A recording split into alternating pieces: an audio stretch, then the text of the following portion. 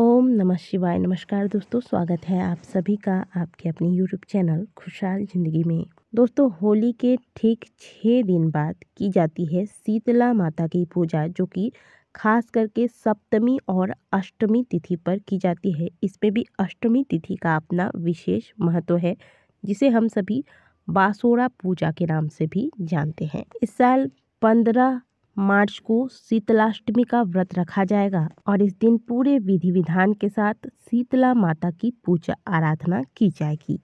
चैत्र मास की अष्टमी तिथि हो या फिर बैसाख हो, ज्येष्ठ या फिर आषाढ़ का महीना हो, इन चारों ही महीने की अष्टमी तिथि पर शीतला माता की पूजा अर्चना की जाती है। चैत्र महीने के कृष्ण पक्ष की अष्टमी तिथि को हम सभी शीतला अष्टमी या फिर बासोरा पूजा के नाम से जानते हैं। हिंदू शास्त्रों में कई स्थानों पर शीतला माता के बारे में वर्णन आता है। स्कंद पुराण के अंतर्गत देवी शीतला को चेचक इत्यादि चर्म रोगों की देवी माना गया है। ये हाथों में कलश, सूप, मार्जन यानी कि झाड़ू तथा नीम की पत्तियां धारण किए रहती हैं। गर्दभ इनकी सवारी है तथा यह देवी अभय मुद्रा में विराजमान रहती हैं। शीतला माता के साथ ज्वर असुर यानी कि ज्वर का दैत्य तथा हैजे की देवी, त्वचा रोग के देवता एवं रक्तवती देवी विराजमान रहते हैं। इनके कलश के अंदर दाल के दाने के रूप में विषाणु या शीतल स्वास्थ्यवर्धक या रोगाणुनाशक जल होता है। इनके अर्चना स्तोत्र को शीतलाष्टक का नाम दिया गया है, जिसके बारे में वर्णन आता है कि इस स्तोत्र की रचना स्वयं महादेव ने लोक कल्याण के लिए किया था। शीतला माता की पूजा बहुत ही विधि विधान के साथ किया जाता है तथा इनकी पूजा में शुद्धता का विशेष ध्यान दिया जाता है और इनकी विशेष उपासना के लिए एक दिन पहले ही यानी कि सप्तमी के दिन ही माता को भोग स्वरूप जो चीजें आप भोग लगाना चाहते हैं, अलग अलग स्थानों पर अलग अलग प्रकार के व्यंजन बनाने का रिवाज है। तो जो चीजें आपको बनानी है माता को भोग स्वरूप चढ़ाने के लिए, वो चीज़ें सप्तमी तिथि के दिन ही तैयार किया जाता है और अगले दिन यही बासी व्यंजन माता को भोग स्वरूप चढ़ाया जाता है, जिसे कि हम सभी बासोरा पूजन के नाम से जानते हैं। शीतला माता की पूजा की जो विधि है वह बहुत ज़्यादा विशेष है। एक दिन पहले ही आपको पूजा की सभी तैयारियां कर लेनी चाहिए। इसमें शुद्धता का विशेष ध्यान रखा जाता है, इसलिए रसोई को पहले अच्छे से साफ कर ले। इसके बाद भोजन तैयार करें। भोजन में आप दही चावल, दही वड़े, कांजी वड़े, कड़ी चावल, बाजरे की रोटी, मार वाली गीली चावल, मालपुआ, हलवा, खीर पूरी, दही, राबड़ी, मीठा बाजरा, गुलगुला, आलू की सब्जी, पूरियाँ, रोटी इत्यादि भी तैयार कर सकते हैं। इस भोजन में आपको प्याज लहसुन का बिल्कुल भी प्रयोग नहीं करना है। भोजन आप इतनी मात्रा में अवश्य बनाएं कि अगले दिन पूरा परिवार इस भोजन को पेट भरकर खा सके, क्योंकि अगले दिन यानी कि शीतला अष्टमी के दिन घर में चूल्हा नहीं जलाया जाता है। आज के दिन माता को जो भी प्रसाद अर्पित किए जाते हैं वो सभी मिट्टी के कुल्हड़ में अर्पित किए जाते हैं।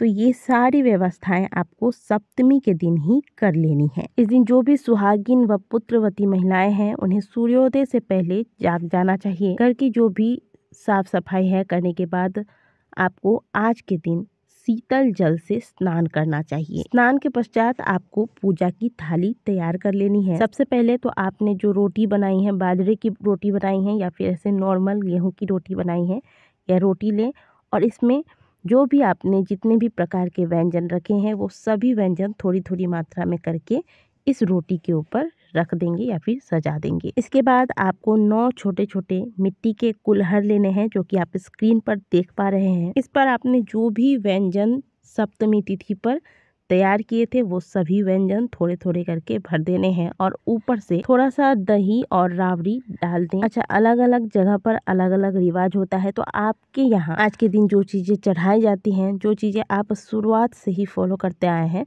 उसे नहीं छोड़ना है। आपके यहाँ जो भी चीज़ें आज के दिन बनाई जाती हैं वो सारी चीज़ें आज के दिन अवश्य बनाइएगा और फिर इन्हें आप जिसे हम बता रहे हैं इस प्रकार से तैयार कीजिएगा। और आप इस प्रकार से मिट्टी के कुल्हड़ में इन्हें थोड़ा थोड़ा करके भोजनों को भर देना है। ऊपर से दही राबड़ी डालना है और एक कच्चा सूत सफ़ेद वाला जो आता है इसे इसके ऊपर से आप लपेट देंगे, जैसा कि आप स्क्रीन पर देख पा रहे हैं। ठीक इस प्रकार से आपको इस कुल्हड़ के ऊपर से कच्चा सूत लपेट देना है। साथ में एक बड़ा साइज का मिट्टी का कुल्हड़ होगा, इसमें आपको जल भर लेना है और इसमें भी आपको सफ़ेद सूता लपेट देना है। एक थाली में हल्दी, क्योंकि माता को इस पूजा में कुमकुम नहीं चढ़ाए जाते हैं तो हल्दी का प्रयोग कीजिएगा। और रात को आप थोड़ा सा बाजरा भिगो कर रख दीजिएगा और इसी बाजरे को आप, जैसे हम अक्षत लगाते हैं ना तिलक लगाने के बाद, ठीक उसी प्रकार जब आप माता को हल्दी का तिलक लगाएंगे इसके ऊपर से इस बाजरे को चिपका देना है, यानी कि अक्षत के रूप में इसका प्रयोग करना है। साथ में आप एक आटे का दीपक तैयार कीजिएगा। यह दीपक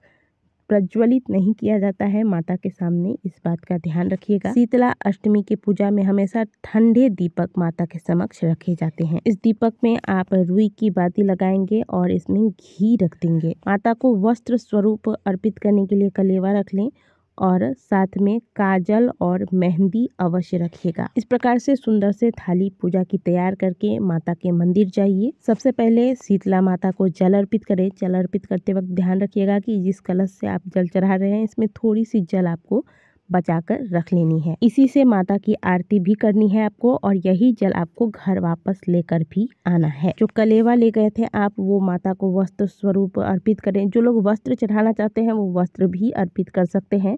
माता को तिलक पर अक्षत की तरह बाजरा को टिकाएं। इसके बाद माता के हाथों में मेहंदी लगाएं, काजल लगाएं आंखों में। यदि मंदिर में लगाने की व्यवस्था नहीं है तो ये दोनों चीजें माता के चरणों में अर्पित कर दीजिएगा। अब जो आप रोटी लेकर गए थे जिसमें आपने सारे व्यंजन रखे थे, पहले माता को वो चढ़ाएं। इसके बाद जो अलग अलग कुल्हड़ में 9 कुल्हड़ में आपने जो व्यंजन तैयार करके लेकर गए थे सजाकर, वो एक एक करके माता को अर्पित कर देना है।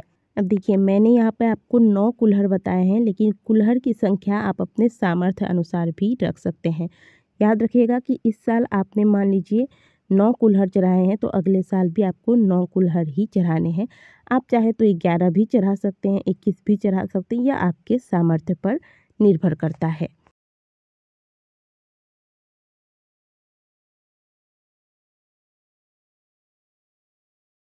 जितना भी चढ़ाइएगा इसे घटाना नहीं है, अगले साल आपको उतना ही कुल्हड़ चढ़ाना है। आप चाहे तो बढ़ा सकते हैं, लेकिन कुल्हड़ की संख्या घटाइएगा मत।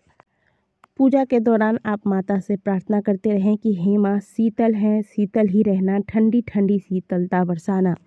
ऐसी प्रार्थना करते हुए जो दीपक आप लेकर गए हैं, आटे का दीपक घी लगाकर, इसे बिना जलाए ही माता के समक्ष रख दें और इसके बाद माता के समक्ष बैठकर शीतलाष्टक का पाठ करें, शीतलाष्टमी की कथा का श्रवण करें। अंत में जो कुल्हड़ में आपने जल बचाया है इससे माता की आरती करें। माता से अपने पूरे परिवार के स्वस्थ रहने के लिए कामना करें, प्रार्थना करें। इसके बाद जब आप घर आते हैं, जो आप पूजा में हल्दी लेकर गए थे उसी हल्दी से घर के मुख्य द्वार पर घर के अंदर प्रवेश करने से पहले एक स्वास्तिक का निर्माण कर दें और फिर घर के सभी सदस्यों को जो आप कुल्हड़ में जल बचा कर लेकर आए हैं इस जल से नेत्रों में स्पर्श करने के लिए कहिएगा और हल्दी जो है आप लेकर गए थे पूजा में उसी का तिलक इस जल में घोलकर आप सभी अपने अपने मस्तक पर धारण करें। जो भोजन आपने बनाया है उसमें से थोड़ा थोड़ा भोजन निकाल के पितरों के निमित्त निकाल कर गौ माता को यह भोजन खिला दे। इसके बाद पूरे दिन आपने जो सप्तमी पर भोजन तैयार करके रखा था वह बासी भोजन घर के सभी सदस्य खाएंगे। आप चाहें तो फल मूल भी इस बीच में ले सकते हैं। और आज के दिन घर में चूल्हा ना जले, इस बात का ध्यान रखिएगा। माता की पूजा विधि आज की वीडियो में हमने आपको बताई है।